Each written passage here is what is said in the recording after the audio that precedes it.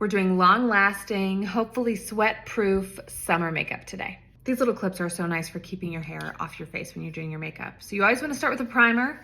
If you get really oily, there are so many primers that are good for keeping oil at bay. I do not get oily, I get dry. So this is a hydrating primer. Primer helps your foundation go on smoothly. It helps it last. It helps it keep from separating or caking or flaking off. If you haven't started using a primer yet and you're having foundation issues, instead of switching your foundation, try a primer. Let's do a little lip balm to hydrate the lips. I always start with foundation. So we're doing Luminous Silk. My shade right now in the summer is 5.5, and I like to use a brush to buff it in. For concealer, I've really loved this Natasha Denona concealer. I like it for my eye area and on blemishes as well, or dark spots, I should say. It covers really, really well. It's almost like a darker or a more full coverage than NARS Creamy Concealer. And I like to blend it out with my fingertips. When it comes to summer makeup, less is more.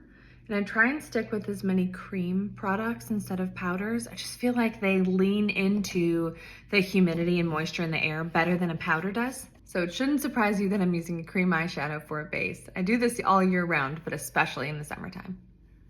I also like to bring that cream eyeshadow right along my lower lash line just to balance the color a bit. Building a little depth on the eye here with a color very similar to the one I just put on, and now I'll do a darker color for the crease and outer corner. For so many years, I stuck with cool tones on my eyes, and then a makeup artist told me, have you ever tried warmer colors on your eyes?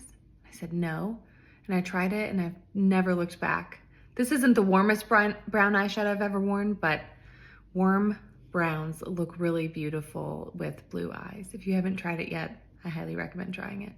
I always go further past where my crease would end if I had a pronounced crease, which I don't, and then I use a little bit of face powder to clean up the edges of my darker eyeshadow. Now for a bit of liner, I'm using a very soft brown liner at the top of my lash line here. I love that I don't have to be perfect with this because it's really close to that eyeshadow color I applied, just a little bit darker. I also bring this to my lower lash line. See how I'm just laying the line horizontally? I don't want a strong look of liquid liner, but I just want to thicken that base of the lashes. Before I go in with mascara, I'm wanting a little more definition on my lower lash line, so I'm bringing some of that crease color down with a flatter brush right along my lower lid here. She needs some eyebrows. I'm filling in my brows here with the shade Soft Brown from Anastasia.